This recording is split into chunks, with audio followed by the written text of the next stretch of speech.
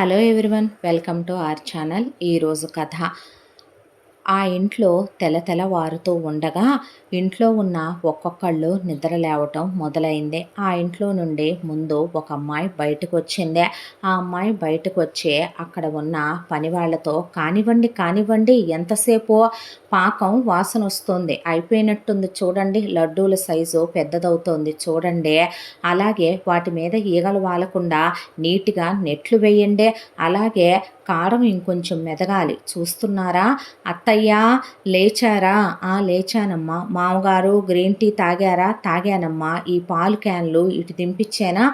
దింపించండి. అత్తయ్య మీరు థైరాయిడ్ మాత్ర వేసుకున్నారా? పరగడుపుతో వేసుకునే తాగాను తల్లి అన్న తర్వాత ఆ ఇంట్లో ఉన్నటువంటి మిగతా వాళ్ళనే ఇక పద్మ, రమ్య, వసుధ, నిర్మల, లలిత, లేవండి లేవండి, లేచారా? లేచాం వదిన, ఫ్రెష్ అయ్యాం కూడాను, ఆల్రెడీ చదువుతున్నారా? చదువుతున్నాం వదిన, ఇగో మీ ఐదుగురిలో మీ ఇద్దరికి ఇదిగో డ్రై ఫ్రూట్స్ వేసి చేసినటువంటి మిల్క్, మీ ముగ్గురికి బాదం మిల్క్ అంటే ఇష్టం కదా, ఈరోజు ఇవే తాగేసి ఇగో బాయిల్డ్ ఎగ్స్ తినేసి చదవాలి చదవాలి, త్వరగా కానివ్వాలి, అలాగే వదిన ప్రిపేర్ అవ్వండి టెస్ట్లకి అంటూ ఆ ఇల్లంతా ఆ అమ్మాయి హడావిడిగా తిరుగుతుంటే అమ్మ భువన అంటే చెప్పండి అత్తయ్య అంటే, ఇదిగో అమ్మ చూడు, ఒక్కసారి పచ్చడి నా నోటికి ఉప్పు కొంచెం తగ్గినట్టు అనిపిస్తోంది. ఎందుకు అనిపించదో, బీపీ ఉండి కూడా దొంగచాటుగా పచ్చళ్ళు తింటుంటే కరెక్ట్గా సరిపోయింది అత్తయ్య అంటూ ఆ ఇల్లంతా ఆ అమ్మాయి గలగల మాట్లాడుతూ తిరుగుతూ, ఆ తర్వాత రావాలి టిఫిన్ రెడీ అయింది అత్తయ్య, మామయ్య మీరు కూడా అన్న తర్వాత ఆడపడుచులను రమ్మనమని టిఫిన్ పెట్టి తను తిని అత్తగారు మామగారికి పెట్టేయటం అయిపోయిన తర్వాత లంచ్ బాక్సులు ఇవిగో అని ఐదుగురికి ఇచ్చిన తర్వాత ఐదుగురు ఆడపడుచులు కాలేజీ బస్సు ఎక్కి కాలేజీకి వెళ్ళిపోయారు. ఆ తర్వాత మామయ్య, అత్తయ్య కాసేపు విశ్రాంతి తీసుకోండి మీరు అన్న తర్వాత అలాగేనమ్మా అని వెళ్ళి ఆ అమ్మాయి అక్కడ వంట వాళ్ళతో పనులు చేయించుతూ, ఇది పెళ్ళికి వెళ్ళాల్సిన క్యాటరింగ్ కదా, ఇదే పుష్పవతి ఫంక్షన్కి వెళ్ళాల్సింది కదా, ఇది ఓణీల ఫంక్షన్ది కదా, అది రిటైర్మెంట్ ఫంక్షన్ది కదా, కలిపేయకండి, కంగారులో వేటికై తీసుకెళ్ళండి అని ఆటోలకి ఎక్కిచ్చేసి పంపించేయటం. ఒకవైపున పికిల్స్ ప్యాకింగు, స్వీట్స్ ప్యాకింగు, పిండి వంటల ప్యాకింగు, ఒకవైపున వచ్చి కొనుక్కెళ్ళే వాళ్ళకి ఎలా అమ్ముతున్నారా అని స్టోర్లోకి ఒక లుక్ వేసి అటు చూడటం. ఈలోపు ఇల్లంతా గిరగిరా తిరగటం, మధ్యలో ఆడపడుచులకే మెసేజ్ చేసే బ్రేక్ తిన్నారా అని మళ్ళీ ఫోన్ చేసి లంచ్ తింటున్నారా అని అత్తగారు మామగారికి జ్యూస్ ఇవ్వటం, మళ్ళీ వాళ్ళకి మాత్రలు ఇవ్వటం, వాళ్ళకి భోజనం వడ్డించడం, మధ్యలో పని వాళ్ళకి భోజనం బ్రేక్ ఇవ్వటం, మళ్ళీ వాళ్ళకి టీలు టిఫిన్లు ఇప్పించటం. ఆ తర్వాత 8 అయ్యేసరికి ఆడపడుచులు రావటం, వచ్చిన ఆడపడుచులు ఫ్రెష్ అవటం, ఆ తర్వాత వాళ్ళు కూర్చొని చదువుకున్న తర్వాత 9 అయ్యేసరికి ఇక 8ంటికే పని వాళ్ళు వెళ్ళిపోయి 8 గంటలకు అందరూ కూర్చొని భోంచేసిన తర్వాత 9ంటికల్లా ఆడపడుచుల్ని వెళ్ళి పడుకోమని, అత్తామామల్ని వెళ్ళి పడుకోమని చెప్పటం. ఆ తర్వాత వాళ్ళు వెళ్ళి పడుకున్న తర్వాత ఆ అమ్మాయి ఇంకా కూర్చొని అన్ని ప్యాకింగ్లు ఎంత వెళ్ళి, క్యాటరింగ్లు ఎంత వెళ్ళి, అకౌంట్లో ఎంత వేసాం, ఆన్లైన్ పేమెంట్లు ఎంత అని అన్నీ చెక్ చేసుకొని 12-1 గంటకి అలా పడుకోవటం. ఆ ఇంట్లో ప్రతిరోజు జరిగే దినచర్య ఇదే.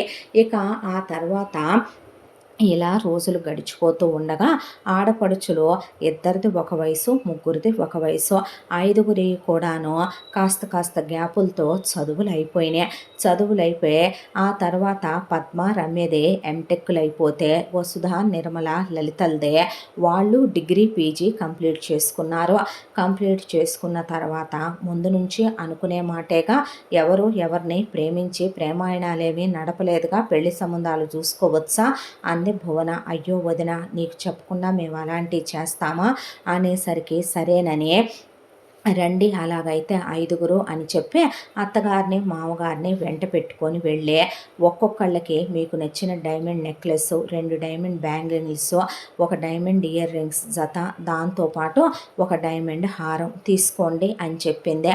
వాళ్ళకి నచ్చినవి వాళ్ళు తీసుకున్నారు. తీసుకున్న తర్వాత ఇక ఆ తర్వాత అందరూ అటు ఇటుగా ఒకటే వెయిటుల్లో కొనుక్కున్నారుగా, అంతే తీసుకున్నాం వదిన అన్న తర్వాత 50 తులాల బంగారంలో మీకు బ్రైడల్ సెట్లు 5 ఈక్వల్‌గా ఉండే మోడల్స్ చేయమన్నాను. చేశారా? చేశాం మేడం అన్న తర్వాత ఆ 5 సెట్లు ఇటివ్వండని బిల్లు కట్టేసింది. కట్టాక మీకోసమని చూసిన 5గురు పెళ్ళికొడుకులు. మిమ్మల్ని నేను ప్రైవేటు ఉద్యోగాలు చేసుకునే వాళ్ళకి ఇవ్వాలని అనుకోలేదు. పద్మ, రమ్య మీ ఇద్దరు భర్తల పేర్లు పద్మ, మీ ఆయన పేరు సంజయ్, రమ్య నువ్వు చేసుకోబోయే అబ్బాయి పేరు వరుణ్. వీళ్ళిద్దరి కూడాను వ్యాపారాలు. వసుధ, నిర్మల, లలిత. వసుధ నీ మొగుడు పేరు భార్గవ్, నిర్మల నీ మొగుడు పేరు మాధవ్, లలిత మీ ఆయన పేరు రవి. వీళ్ళ ముగ్గురు చేసేదే గవర్నమెంట్ ఉద్యోగాలు. మీకు ఎవ్వరికీ ఆడపడుచులు లేరు. నిజం చెప్పాలంటే మీ 5గురి వేరు కాపురాలే. మీ 5గురు మొగుళ్ళు ఇల్లు కొనుక్కున్నారు, కారు కొనుక్కున్నారు. ఇండివిడ్యువల్‌గా ఉండే అబ్బాయిలు, ఇండివిడ్యువల్ మైండ్ సెట్లు. ఎవరి మీద చివరికి పేరెంట్స్ మీద కూడా డిపెండెంట్స్ కాదు. ఆల్రెడీ సెటిల్ అయిన కుర్రాళ్ళు. ఏ చెడు అలవాట్లు లేవు. 1, 2 బ్రేకప్లు ఉన్నాయి. వాళ్ళు ఓపెన్‌గానే వాటి గురించి చెప్పారు. పెళ్ళయ్యాక పక్క చూపులు చూసే అలవాట్లు, బ్యాడ్ హ్యాబిట్స్, బ్రేకప్ ఫేజుల్లోకి వెళ్ళే అర్జున్ రెడ్లు, దేవదాసులై బయటకు వచ్చిన వాళ్ళు మాత్రం కాదు. అన్ని విధాల వాళ్ళ ఫ్యామిలీల గురించి ఎంక్వైరీ చేయించాను. మీ అత్తమామలు కూడా ఊళ్ళో ఉంటారు, సెటిల్డ్ ఫ్యామిలీ. వాళ్ళకి పొలాలు, స్థలాలు, వచ్చిపోయే హైవేజ్లు అంతా బాగున్నాయి. కోడళ్ళని కూతుళ్ళుగా చూసుకునే ఫ్యామిలీలమ్మ అవన్నీ కూడాను. అన్నాక 5గురికి కూడా ముందు 2 అమ్మాయిలకి ఒకరోజు పెళ్లి చూపులు పెట్టించింది. పెట్టిస్తే వాళ్ళు వచ్చి ఎంతో మురిసిపోతూ వీళ్ళని చూసుకొని ఆ తర్వాత పద్మ సంజయ్కి, రమ్య వరుణ్కి మాట్లాడుకున్నాక అభిప్రాయాలు కలిసి చాలా నచ్చేశారు. దాంతో ఒక డైమండ్ సెట్టు, 50 తులాల బంగారం, దాంతోపాటు అమ్మాయి వాళ్ళిద్దరికీ చెరొక ల్యాండ్ పెడతానని, దానికి తోడు ఒక్కొక్కళ్ళ పేరు మీద 25 లక్షలు ఫిక్స్డ్ డిపాజిట్లో మ్యూచువల్స్లో వేసే ఉన్నాయని, పెళ్లి ఖర్చులు, ఎంగేజ్మెంట్ ఖర్చులు మావేనని, 5గురు పెళ్ళి ఒకే మండపంలో చేయాలనుకుంటున్నామని చెప్తే వాళ్ళు ఆనందపడి అబ్బాయిల అమ్మాయిలకి, అమ్మాయిల అబ్బాయిలకి ఫోన్ నెంబర్లు ఇచ్చుకొని వాళ్ళు వెళ్ళిపోయారు. ఆ తర్వాత వసుధకి, నిర్మలకి, లలితకి భార్గవ్తో, మాధవ్తో, రవితో ఒకరోజు పెళ్లి చూపులో వాళ్ళకి సేమ్ చెప్పింది భువన. వాళ్ళు కూడా విని ఆనందపడిపోయి అమ్మాయిలు అబ్బాయిలు కలిసి మాట్లాడుకొని వాళ్ళ అభిప్రాయాలు కలిసి వాళ్ళు కూడా పెళ్లి నిర్ణయం తీసుకొని వాళ్ళు వెళ్ళిపోయారు. వెళ్ళిపోయిన తర్వాత చాలా గ్రాండ్గా, అంగరంగ వైభవంగా 5గురికి ఒకే మండపంలో ముందు ఎంగేజ్మెంట్ ఏర్పాట్లు చేయించి ఎంగేజ్మెంట్ చేయించింది భువన. 2 కళ్ళు సరిపోలేదు. ఎంగేజ్మెంట్ ఫిక్స్ అయిపోయి పెళ్లి ముహూర్తాలు కూడా బాగా చేయాలనుకుంటుంది కాబట్టి ఒక 4 నెలలు గ్యాప్ పెట్టించుకుంది భువన. పెట్టించుకొని పెళ్లి ఏర్పాట్లు కూడా మొదలైపోయినాయి. పెళ్లి ఏర్పాట్లు కూడా మొదలైపోయిన తర్వాత ఒకరోజు పొద్దున పూట భువన వాళ్ళ అత్తగారి స్నేహితురాలు ప్రభావతి అని ఒక ఆవిడ అమెరికా వెళ్ళింది. చిన్ననాటి స్నేహితులు, చాలా డీపర్ క్లోజెస్ట్ ఫ్రెండ్స్ ఇద్దరు కూడాను. ఆ తర్వాత ఇక అరుంధతి ఇక్కడే ఉండిపోవటం, ప్రభావతి ఎక్కడెక్కడో తిరిగి రావటంతో దూరం అయిపోయారు. ఎంక్వైరీ చేస్తూ అరుంధతి కోసం వెతుక్కుంటూ వచ్చింది. వచ్చేసరికి అరుంధతి ఇక్కడుందని తెలిసి వచ్చి అరుంధతిని కౌగిలించుకునేసరికి అరుంధతి తెగ ఆనందపడిపోయింది. దాంతో ఎవరత్తయ్యా అని అడిగింది భువన. నా స్నేహితురాలమ్మ. అవునా, ఇక్కడున్న వీళ్ళు మీ గురించే వింటారులే కానీ మీరు ఆ పక్కకు వెళ్ళి మాట్లాడుకోండి, కాఫీ టిఫిన్లు పంపుతానని పంపించిన తర్వాత మామగారు మీకేం చెప్పాను, కూర్చోవద్దు, లోపలికి వెళ్ళి పడుకోమన్నానా మాత్ర వేసుకొని వెళుతున్నా అమ్మ అని శంకర్రావు వెళ్ళిపోయాడు. ఈలోపు ఆడపడుచులు తిరుగుతుంటే పద్దాకా ఫోనుల్లో మాట్లాడటం కాదు, పెళ్లి కావలసిన పిల్లలు ఒకళ్ళకొకళ్ళు తోడుగా ఉన్నారు. హెయిర్ ప్యాక్లు, ఫేస్ ప్యాక్లు వేసుకోవచ్చు కదా, పార్లర్లకు అంతంత తగలేసే బదులు చక్కగా బాడీ ప్యాక్స్ వేసుకోవచ్చు కదా, కలిపి పెట్టొచ్చాను కదా. అబ్బే వాటి మీద ఉండదు ధ్యాస. అయ్యో లేదు వదిన, వెళుతున్నాం. ఆ టైలర్ గాడికి ఫోన్ చేసి ఎక్కడ దాకా వచ్చాయో మగ్గం వర్క్ బ్లౌజులు, మీ ఇచ్చిన బ్లౌజులు కనుక్కోండి, బట్టల గురించి కనుక్కోండి అని చెప్తే వెళ్తున్నాం వదిన అని వెళ్ళేసరికి వచ్చిన ప్రభావతి ఎవరే ఆ అమ్మాయి అని అడిగేసరికి నా కోడలు. వామ్మో ఏం కోడలే తల్లి, ఒకప్పుడు అసలు అత్తగారి ముందు అలా నోరెత్తేవాళ్ళమా మనం, ఏందమ్మా ఇంత గడుసుదానిలాగుంది, నీ నోరు మూయించి స్నేహితురాలని చెప్తే పక్కకెళ్ళి కూర్చో కాఫీ టిఫిన్‌లు పంపుతానని నన్ను పలకరించను కూడా పలకరించలేదు. కనీసం వామ్మో! అన్నయ్యని కూడా అలా అని నోరు మూయించి పంపింది లోపలికి. నీ కూతుళ్ళు అసలు గడగడలాడిపోతున్నారు.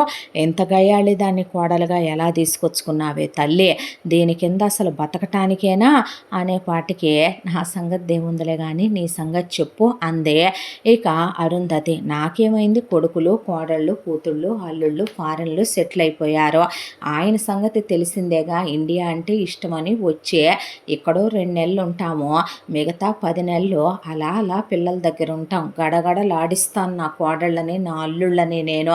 నీ గడుసుతనం గురించే, నీ చాదస్తం గురించి, నీ తెంపరతనం గురించి నాకు తెలియందేముందిలే కానీ అనే అన్నయ్యని బతకనిస్తున్నావు అంది అరుంధతి. ఆహా, ఇప్పటికైనా నా అడుగులకి మడుగులొత్తి నా కొంగు పట్టుకొని తిరగాల్సిందేలే కానీ అంది ప్రభావతి. అన్న తర్వాత ఇంతకీ నీ కోడలికి ఎంత ముట్టె పొగరైతే నీ కొడుకేం చేస్తున్నాడే చూస్తూ చవట వెధవా, నువ్విలా వాజమ్మలా ఊరుకోవటం ఏంటే అనేపాటికి నిజమే చాలా గడుగ్గాయి కోడలు, కాబట్టి కొడుకు పోయాక కూడా అత్తామామలు ఆడపడుచులు బరువులు మోస్తోంది అనేపాటికే ప్రభావతి నిర్ఘాంతపోయి అరుంధతి ఏమైందే అందే. ఏమైందా, మనమిద్దరం చిన్నప్పటి నుంచి స్నేహితులం. ఆ తర్వాత నాకు పెళ్ళైపోయి నేను ఈయన్ని పెళ్లి చేసుకొని ఇది నా అత్తగారు ఊరు ఇక్కడికి వచ్చేసాను. వచ్చేసిన తర్వాత మీరు గొప్పోళ్ళు కాబట్టి నీకు మీ వాళ్ళు పెళ్లి చేసే, మీ ఆయనది పెద్ద గవర్నమెంట్ ఉద్యోగం, నువ్వు వేరే ఊరికి వెళ్ళిపోయి మన ఇద్దరి మధ్య సంబంధ బాంధవ్యాలు కొన్నాళ్ళు ఉత్తరాలు, ఆ తర్వాత ఫోన్లు, ఆ తర్వాత మెల్లమెల్లగా తగ్గిపోయాయి మన ఇద్దరి మధ్య ఉత్తర ప్రత్యుత్తరాల రాకపోకలు కూడా. కానీ ఆయన చాలా మంచివారు. అలా అని స్వార్థం లేని మనిషి. చేసేది చిన్న ప్రైవేట్ ఉద్యోగం. ఆయనకేమి స్థిరచరాస్తులు లక్షలు కోట్లు రాలేదో, వచ్చింది ఒక 2 గదుల ఇల్లు, దాంతోపాటు వాటా కింద వచ్చింది ఒక 5 ఎకరాల భూమి. అయితే ఆ తర్వాత నేను మిషన్ కుట్టుకుంటూ, ఆయన ఏదో ఆ చిన్న ఉద్యోగమే చేసుకుంటూ కాలం వెళ్ళబుచ్చుతూ ఉండగా తొలి చూలు నా కడుపున నా కొడుకు రాజు, మా ఆశలు కలలు నిజం చేస్తూ నా బంగారు తండ్రి పుట్టాడు. పుట్టిన తర్వాత మా ప్రపంచం లోకమే వాడైపోయాడు. ఇక పిల్లల్ని కనకూడదనుకున్నాం. వాడిని ప్రయోజకుణ్ణి చేసి చదివించాలనుకున్నాం. ఆపరేషన్ చేయమనమంటే డాక్టర్ నా ఆరోగ్యం బాలేదని కాస్త టైం తీసుకుంటే మంచిదని చెప్పిందే. చెప్పేసరికి ఆ కాస్త ఆలస్యం అయ్యిందే. ఆలస్యం అయ్యేలోపు నేను గర్భవతిని అయ్యాను. గర్భవతిని అయిన తర్వాత కడుపు తీయించుకుందామని వెళితే కడుపులో ట్విన్స్ ఉన్నారని చెప్పింది. ట్విన్స్ ఉన్నారని చెప్పేపాటికే కనకపోతే ప్రమాదమని మీరు చూసుకోవటం ఆలస్యమైందని చెప్పిందే. చెప్పేపాటికి చేసేదేమీ లేక కంటే 2 ఆడపిల్లలు పుట్టారు. వాళ్ళే పద్మ రమ్య. ఆ తర్వాత ఇక ఆపరేషన్ చేసుకొని 3 అయ్యారు. వీళ్ళ ముగ్గురిని పెంచి పోషించి పెద్ద చేయటమే మనకి తలకు మించిన భారం అన్నారు ఆయన. నేను మిషన్ కుట్టుకుంటూ ఎలాగో ఆయన ఫ్యాక్టరీకి వెళ్ళొస్తూ పిల్లల్ని ఎలాగోలా పొలముందులే ఉన్నంతలోనే ఆడపిల్లలకి 3 ఎకరాలు ఆడపిల్లలకి 2 ఎకరాలు పెట్టినా పిల్లాడికి 3 ఎకరాలు మిగులుద్దులే అనే దాంతో అలా రోజులు గడిచిపోతూ ఉండగా ఒకరోజు నేను కళ్ళు తిరిగి పడిపోయి హాస్పిటల్కి వెళ్తే నేను కడుపుతో ఉన్నానని, కడుపులో 3 పిండాలు ఉన్నాయని, అబార్షన్ చేస్తే నా ప్రాణానికి ప్రమాదం అని డాక్టర్ చెప్పేపాటికి కనక తప్పలేదు. దాంతోనే ట్రిప్లెట్స్ పుట్టారు, వసుధ, నిర్మల, లలిత. ఆ తర్వాత వెరసే ఒక్కడు కొడుకుతో చాలనుకున్న మా కర్మ 6 పిల్లలై కూర్చున్నారు. 6 పిల్లలై కూర్చున్న కొడుక్కి మిగతా కూతుళ్ళకి గ్యాపులున్నాయి. గ్యాపులుండేసరికి కొడుకుని ప్రయోజకుణ్ణి చేసుకోవాలి అనే తాపత్రయం తపన కలిగిన తల్లిదండ్రులమే మేము కూడా. దాంతో ఉన్నది తెగనమ్మైన పిల్లాడిని పెద్ద స్కూల్లో వేసి పెద్ద కాలేజీల్లో వేసి పిల్లాడిని చదివించుకున్నాం. చదివించుకుంటే పిల్లాడి పీజీ కంప్లీట్ అయింది. పీజీ కంప్లీట్ అయ్యాక స్టార్టింగ్ ప్యాకేజీ 1,50,000 కొడుక్కి సాఫ్ట్వేర్ ఉద్యోగం వచ్చింది. మా ఆనందానికి అవధులు లేవు. ఆ తర్వాత ఒక 6 నెలలకు ఎవరినైనా ప్రేమించావా అయ్యా, పెళ్లి చేసుకుంటావా అంటే చెల్లెళ్ళ పెళ్ళి అయిందాక చేసుకోని అన్నాడు. చాలే ఊరుకోరా, నీ చెల్లెళ్ళందరినీ నువ్వు ఉద్ధరించాలని నిన్ను కన్నా ఉన్నాను అనుకుంటున్నావా? నేను ఇంకా మీ నాన్న నేను బతికే ఉన్నాము, మేమేమీ పోలేదులే, కానీ వాళ్ళకి తగిన సంబంధాలు కట్నాలు ఆశించిన వాళ్ళకిచ్చి మేమిచ్చి చేస్తాంలే, కానీ పిచ్చి పిచ్చి ఊహలు పిచ్చి పిచ్చి కలల్లోకి పోకు. నేను కొడుకు సొమ్ము కూతుళ్ళకి దోచిపెట్టే స్వార్థపరురాలైన తల్లిని కాదనే కొడుకు కోసం ఓ సంబంధం చూసాం. మేమేమి కట్నాలు కానుకలు కావాలనుకోలేదు. అమ్మాయి పేరు భువన. అమ్మాయికి 2 అన్నయ్యలు, 1 చెల్లెలు. ఆ తర్వాత పిల్లాడు మాట్లాడుకున్నారు. అభిప్రాయాలు కలిశాయి. ఇద్దరు ఒకళ్ళకొకళ్ళు చాలా నచ్చారు. ఇద్దరికి వెంటనే ఎంగేజ్మెంట్ చేసుకున్నాం. ఎంగేజ్మెంట్కి పెళ్ళికి 6 నెలలు గ్యాప్ కూడా పెట్టుకున్నాం. ఆ 6 నెలల్లో ప్రాణం ఒక ఎత్తుగా ప్రేమించుకొని ఫోన్లు చేసుకొని పిల్ల మా ఇంటికి వచ్చి వెళ్తూ, పిల్లాడు వాళ్ళ ఇంటికి వస్తూ చాలా బాగుండేవాళ్ళం 2 కుటుంబాలు కూడా. ఆ తర్వాత అంగరంగ వైభవంగా పెళ్లి చేసుకున్నాడు వాడు. చేసుకున్నాక శోభనం ముహూర్తం కుదరక 1 నెల రోజులు ఆలస్యమైంది. ఆ తర్వాత నాకు గుండెల్లో నొప్పిగా ఉందని పిల్లాడు కుప్పకూలిపోయాడు. హాస్పిటల్కి తీసుకెళ్ళి జాయిన్ చేస్తే జెనెటికల్ డిజార్డర్ ఉందని, అది మేము గుర్తించలేదని, చిన్నప్పుడే గుర్తించున్న పిల్లాడు బ్రతికుండేవాడనే, ఇప్పుడు ఎంత ఖర్చు పెట్టినా పిల్లాడి ఆయుష్ మహా అయితే గనక ఇంకొక 2 నెలలేనని, చూసుకోవాల్సినవన్నీ చూసుకోమని డాక్టర్లు చెప్పేపాటికే నా కోడలు కంటికి మెంటికి కానకుండా నేను నా మొగుడు గుండె బద్దలైపోయేటట్టు ఏడిశాము. అంతా దాంట్లో డాక్టర్లు వద్దంటున్నా ఉన్న 2 గదుల ఇల్లు కూడా అమ్మేసి ఉన్న కాస్త బంగారం పిల్లాడి సంపాదించిన జీతం పెట్టే వాడికి సర్జరీ చేయించాం. అయినా వాడు బ్రతికే ఛాన్స్ లేదని తేల్చేశారు డాక్టర్లు. ముందు వాళ్ళ ఎంగేజ్మెంట్కి పెళ్ళికి ఉన్న 6 నెలల గ్యాపో, పెళ్ళయ్యాక ఉన్న నెల రోజుల బంధమో, 2 నెలలు వాడి మంచం మీద ఉన్న బంధమో, కానీ కొడుకు కోడలికి ఒకళ్ళంటే ఒకళ్ళకి చాలా ఇష్టం. వాళ్ళకి అభిప్రాయాలు కూడా బాగా కుదరటంతో పోయే నా కొడుకు నా కోడలి చెయ్యి వాడి చేతిలోకి తీసుకునే, నా బాధ్యత ఆయన బాధ్యత, 5 ఆడపిల్లల బాధ్యత నా కోడలికి అప్పచెప్పి, ఆ తర్వాత నా కోడల్ని ఇక ముందు మళ్ళీ పెళ్లి చేసుకోమని, తన జీవితాన్ని అక్కడితోనే ఆపేయొద్దని, తన జ్ఞాపకాలతో బతికేయాలనుకోవటం మూర్ఖత్వం అని, తనకి ఇంకా జీవితం ఉందని, ముక్కుపచ్చలారలేదని, తనేమనుభవించిందని, జీవితంలో సెకండ్ ఛాన్స్ తీసుకోమని మాట తీసుకొని, దాంతోపాటే నన్ను వాళ్ళ నాన్నని 5 ఆడపిల్లల్ని ఒక దారి చేయమనమని, తన తర్వాత ఈ ఇంటికి నా కోడల్ని కొడుకునవ్వమని బాధ్యత తీసుకోమని, నా కోడలికి నన్ను ఆయన్ని చేతిలో చెయ్యేసి అప్పచెప్పి, 5 ఆడపిల్లల్ని చేతిలో చెయ్యేసి అప్పచెప్పి, వదినకి ఎదురు చెప్పొద్దని, వదినలో అన్నయ్యని చూసుకోమని, తనలో నన్ను చూసుకోండని చెప్పి నా కొడుకు ప్రాణాలు వదిలేసి నా కడుపులో చిచ్చు పెట్టి వెళ్ళిపోయాడు. ఆ తర్వాత పిచ్చిదైపోయింది నా కోడలో. పిచ్చిదైపోయి 2 నెలల పాటు మనిషి కాలేదు. ఆ తర్వాత అమ్మాయి పుట్టింటి వాళ్ళు వచ్చారు. ఉన్నంతలోనే మంచో చెడో జరిగిందేదో జరిగిపోయింది. అబ్బాయి పోయాడుగా అమ్మ, నీకు ఇంకో సంబంధం చూసి పెళ్లి చేస్తామన్నారు. ఆయన పోతూ నాకు బాధ్యత అప్పచెప్పాడు. నా అత్త మామలే నా అమ్మ నాన్నలు, నా ఆడపడుచులు నా తోబుట్టువులు, వాళ్ళ బాధ్యతలు నెరవేర్చిందాకా నేను రానందే. ఇప్పుడైతే ఏమో అనుకోవచ్చు, వయసులో ఉన్నావో, ఆ అబ్బాయి నీ ఒంటి మీద చెయ్యలేదు కాబట్టి ఎవడో ఒకడు చేసుకుంటాడు. కాలం గడిచే కొద్దీ వయసు పెరిగిపోద్ది. దాంతోపాటు మరొక వైపున వీళ్ళందరి బాధ్యతలు నువ్వు తీరుస్తూ కూర్చుంటానంటే, రేపు మీ అన్నయ్యలకి పెళ్ళిళ్ళు అయిపోయి చెల్లికి పెళ్ళైపోతే మేము నీ బాధ్యత చూసుకోగలమా అంటే, మీరు నన్ను భారం బాధ్యత అనుకోవద్దని, నేను లేనని పుట్టి పురిట్లోనే పోయాననుకోమని వాళ్ళని పంపించేసిందే. ఆ తర్వాత ఆయన ఉద్యోగానికి వెళ్ళొస్తూ ఉండేవాడు. నా ఆరోగ్యం బాగా కుంగిపోయింది. ఆయన ఆరోగ్యం కుంగిపోయింది. ఆడపిల్లలు 5 చదువులకు వచ్చున్నారు. నా కోడలు ఉద్యోగానికి వెళ్ళింది. అలా 1 సంవత్సర కాలం ఆయనకు వచ్చే జీతంతోనే నేను మిషన్ కుట్టుకుంటూ, ముందు ఆ డబ్బులతో మెల్లగా ఇల్లు జరుపుకుంటూ వచ్చి తన జీతం దాచిపెట్టింది. దాచిపెట్టిన తర్వాత ఇదే పల్లెటూరు ఆయనది, మా అత్తగారి ఊరిదే. ఇక్కడే కాస్త ఈ ఊరు నుంచి బాగా చేయి తిరిగిపోయి నాకు వంటలు చేయటం వచ్చు, కోడలికి బ్రహ్మాండంగా వచ్చు. దాంతోనే ఇది ముందు ఒట్టి ల్యాండే. ఈ ల్యాండ్ని లీజుకు తీసుకొని ఈ ల్యాండ్లో అక్కడ ఉన్నటువంటి ముందు మేము గుడిసే వేసుకున్నాం. గుడిసే వేసుకొని ఇక్కడికొచ్చాం. ఇక్కడికొచ్చిన తర్వాత సోషల్ మీడియా మాధ్యమాల ద్వారా ప్రచారం చేయించి తను ఉద్యోగం చేసొస్తూ ఆ తర్వాత మెల్లగా బిజినెస్ మొదలుపెట్టింది. క్యాటరింగ్ ఒకవైపున, దాంతోపాటు పచ్చళ్ళు, పికిల్స్ బిజినెస్ మరొక వైపున స్టార్ట్ చేసింది. 1 సంవత్సర కాలానికి హోమ్ ఫుడ్స్‌కి అలవాటైన మనుషులు క్లిక్ అయింది. దాన్ని ఆ తర్వాత రూపాయి దాచిపెట్టింది. దాచిపెట్టి ముందు ఈ ల్యాండ్ ఓనర్ గాడు చూడలేకపోయాడు. మేము పచ్చబట్టాం. దాంతో లీజుకిచ్చిన వాడి దగ్గర నుంచే ఈ ల్యాండ్ కొనేసింది. కొనేసి ఇదిగో ఈ 3 అంతస్తుల ఇల్లు కట్టించింది.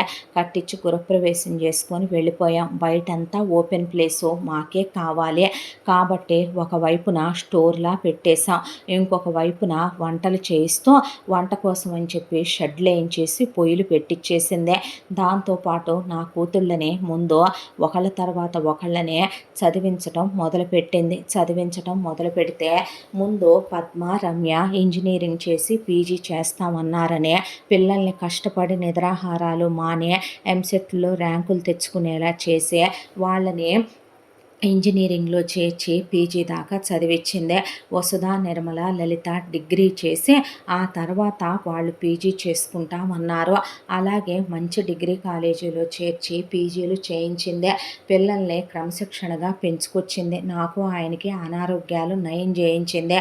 ఆ తర్వాత నా పేరిట, ఆయన పేరిట ఈ ఇల్లు మా పేరిటే పెట్టి మా తదనంతరం మేమే పిల్లకని రాసాము కోడలికి. ఆ తర్వాత ఇక నాకు ఆయనకని చెరో 50 లక్షలు బ్యాంకీలో వేసిందే. అది కాకుండా 5గురు ఆడపిల్లలకి కూడా కట్న కానుకలు భారీగా ముట్ట చెప్పి 5గురికి చదువులు అవ్వంగానే ఇప్పుడు సంబంధాలు చూసిందే. ఇంకొద్ది కాలంలోనే నా కూతుళ్ళకి పెళ్ళిళ్ళు కాబోతున్నాయి. ఇప్పుడు చెప్పు, నా కోడలు గయ్యాళిదా, నా కోడలు మంచిదా అని అడిగేసరికి ప్రభావతికి నోట్లో నుంచి మాట రాలేదు. దాంతో భువనని పిలిచి తల మీద చేయి పెట్టి వణుకుతున్న పెదవులతో నన్ను క్షమించమ్మా అనే, దేవుడు నీ జీవితంలో నీకు అన్ని సమృద్ధిగా ఇవ్వాలి తల్లి, నువ్వు పసుపు కుంకాలతో నూరేళ్ళు చల్లగా ఉండాలమ్మా అని బ్లెస్ చేసి అక్కడి నుంచి తప్పుగా మాట్లాడినందుకు అరుంధతిని క్షమించమని మొహం చెల్లక వెళ్ళిపోయింది ప్రభావతి. ఆ తర్వాత ఆడపడుచుల 5గురికి పెళ్లి చేసేసింది భువన. చేసిన తర్వాత అరుంధతి, శంకరరావు ఇక కాస్త వయసు మరలటమే కాకపోయినా ఆరోగ్యంగా ఉన్నారు కాబట్టి వ్యాపారం తీసేయొద్దన్నారు. ఈలోపు భువన వాళ్ళ అన్నయ్యల్ని, చెల్లెల్ని పిలిపించే వాళ్ళ అన్నయ్యలకి ఇల్లు కొనుక్కోమని, అలాగే వాళ్ళ అన్నయ్య పిల్లల మీద కాస్త ఫిక్స్డ్ లేసి వాళ్ళ అన్నయ్య భార్యలకు కాస్త బంగారం పెట్టి చెల్లికి పెట్టి చెల్లిని ఒక ఇల్లు కొనుక్కొని వ్యాపారం పెట్టుకోమని కొంత డబ్బులు ఇచ్చింది. అమ్మా నాన్నలకి ఇల్లు కట్టించి కొంత పొలం కొని కొంత డబ్బు బ్యాంకీలో వేసి తల్లికి కొంత బంగారం చేయించి వాళ్ళని ప్రశాంతంగా ఉండమని చెప్పింది. ఆ తర్వాత ఆడపడుచులు కూడా వెళ్ళిపోయి ఒక్కొక్కళ్ళకి 2 పిల్లలు కూడా పుట్టేశారు. ఆ తర్వాత అమ్మాయి బాధ్యతలు పూర్తిగా కంప్లీట్ అయిపోయాయి. ఆడపడుచులు వెళ్ళాక ఇల్లు బావురుమంటోందని టూలెట్ బోర్డు పెట్టింది. టూలెట్ బోర్డు పెడితే ఒక పోర్షన్ అంతా బ్యాంకు వాళ్ళు తీసుకున్నారు. ఇంకో పోర్షన్ అలా ఖాళీగా ఉంది. ఉన్న తర్వాత దాంట్లోకి ఆ ఊరికి ఒక అతను బ్యాంక్ మేనేజర్గా వచ్చి అతను తీసుకున్నాడు. తీసుకున్న తర్వాత అతను భువన అలా గలగల్లాడుతూ తిరగటం, ఆ క్యాటరింగ్లు అవన్నీ చేయించటం అవన్నీ చూసి ఒక రోజున అరుంధతి దగ్గర కూర్చొని, ఆంటీ భువన గారు మీకేమవుతారో అని అడిగేపాటికి అరుంధతిని కదిలిస్తే కడలే కాబట్టి ఇక ఆ కడలిలో నుంచి ఆగక కన్నీళ్లు కారిపోతూ రాజీవ్ గురించి, భువన గురించి జరిగిందంతా చెప్పుకొచ్చేపాటికి ఆ అబ్బాయికి భువన మీద ఒక అభిమానం కలిగింది, ఒక గౌరవం కలిగింది. అది ప్రేమగా మారింది.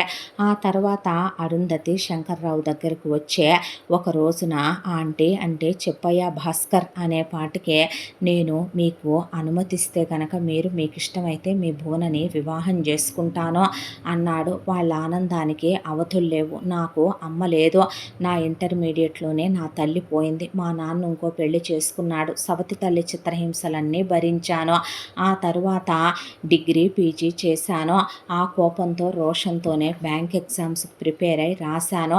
సక్సెస్ అయ్యాను. బ్యాంక్ మేనేజర్గా ఎదిగాను. బాగానే సంపాదించుకున్నాను. సేవింగ్స్ బాగానే ఉన్నాయి. ఆ తర్వాత మా అమ్మ తరపు నుంచి వచ్చిన కొంత ఆస్తినే నేనే జాగ్రత్తగా మ్యూచువల్స్‌లో పెట్టుకున్నాను. నా వాడికి నాకు నా అనేవాళ్ళెవరూ లేరు. మీ రాజీవ్‌ని నాలో చూసుకుంటూ నాకు మీరు అమ్మానాన్నలు కాగలరా? భువనని నాకిచ్చి చేస్తారా? అంటే భువన అలా నుంచోనే వింటూ నుంచుంది. అంతకన్నానా బాబు అని. ఇక ఆడపడుచులు కూడా వచ్చి చేసుకో వదినా, నిజం చెప్పాలంటే నీకు చేతులెత్తి మొక్కాలి, నీ కాళ్ళు పట్టుకోవాలంటున్నారు మా అత్తింటి వాళ్ళు, మా మొగుళ్ళు కూడా. నీలాంటి దేవత అలా దేవుడు లేకుండా మిగిలిపోకూడదు. చేసుకో తల్లే. మళ్ళీ మాకు రాజీవ్ స్థానంలోకి భాస్కర్ వస్తానంటున్నాడు. కొడుగ్గా ఇస్తావా అమ్మా అన్నాక భువన అన్నలు, వదినలు, భువన చెల్లెలు భర్త, తల్లి తండ్రి కూడా పెళ్లి చేసుకోమన్నారు. భాస్కర్ చాలా మంచోడు.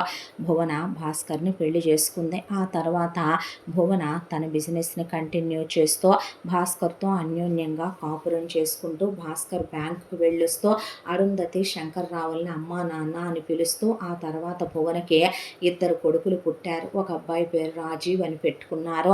ఆ తర్వాత హ్యాపీగా ఇలా వాళ్ళ జీవితం ఆనందంగా గడిచిపోయింది. కొడుకులు పోయిన తర్వాత మాకేంటి సంబంధం అని దులిపేసుకొని వెళ్ళే కోడళ్ళు ప్రపంచం మీద చాలామంది ఉన్నారు. ఒక్కళ్ళే కొడుకులైన అమ్మా నాన్నల్ని పట్టించుకొని కోడళ్ళు ఉన్నారు. అలాగే కొడుకులు పోయిన తర్వాత మా కొడుకే పోయాడుగా, ఇంకా అదేమవుద్ది మాకు, దానికి మాకు సంబంధం ఏంటి అని కోడలికి రూపాయి ఇవ్వకుండా గెంటేసే అత్తమామలు, కోడలి యోగక్షేమాలు పట్టించుకొని అత్తమామలు, పుట్టిన పిల్లలు మా మనవడేంటి, మా మనవరాలేంటి, మా అబ్బాయే లేకపోయిన తర్వాత ఇంకా అదెక్కడ మనవరాలు, వాడెక్కడ మనవడు అనే కొడుకుల్ని, కోడళ్ళని, మనవళ్ళని, కూతుళ్ళని, అల్లుళ్ళని గెంటేసే అమ్మా నాన్నలు ఉన్నారు. అమ్మా నాన్నల్ని, అత్తామామల్ని వదిలేసే పిల్లలు ఉన్నారు. అలాంటి ఈ సమాజంలో కథగానైనా అరుంధతి శంకర్రావుల బాధ్యత తీసుకున్న భువనకే హ్యాట్స్ ఆఫ్ చెప్పాలి. ఆ అమ్మాయి జీవితంలో నిజంగానే ప్రేమను పంచుతాడనుకున్న రాజీవ్కి ఆయుష్ లేక దేవుడు తీసుకెళ్ళిపోయినా ఆ ప్రేమని ఆ సూర్యుడి వెలుగంత పంచే భాస్కర అమ్మాయి జీవితంలోకి వచ్చి సంతోషాన్ని నింపాడు. ఇలాంటి వాళ్ళ జీవితాలు ఎప్పుడూ భగవంతుడు హ్యాపీగానే ఉంచుతాడు, ఉండాలి. ప్రభావతి దీవించినట్టు అలాంటి వాళ్ళ జీవితంలో భగవంతుడు అన్నీ సమృద్ధిగా ఇవ్వాలని మనస్ఫూర్తిగా కోరుకుంటూ ఇంతటితో ఈ కథ పూర్తి. ఇంత మంచి కథను మనకు అందించిన కథా రచయిత్రి సాయి లలిత గారు. మరో మంచి కథతో తప్పకుండా మీ ముందుకు వస్తాను. ఇలాంటి మంచి మంచి కథలు ఎన్నో వినాలనుకుంటే తప్పకుండా మన ఛానల్ని లైక్ చేయండి, షేర్ చేయండి, సబ్స్క్రైబ్ చేయండి, బెల్ ఐకాన్ క్లిక్ చేసి ఆల్ అనే బటన్ని ప్రెస్ చేయడం మర్చిపోకండి. మరో మంచి కథతో తప్పకుండా మీ ముందుకు వస్తా. Thank you so much.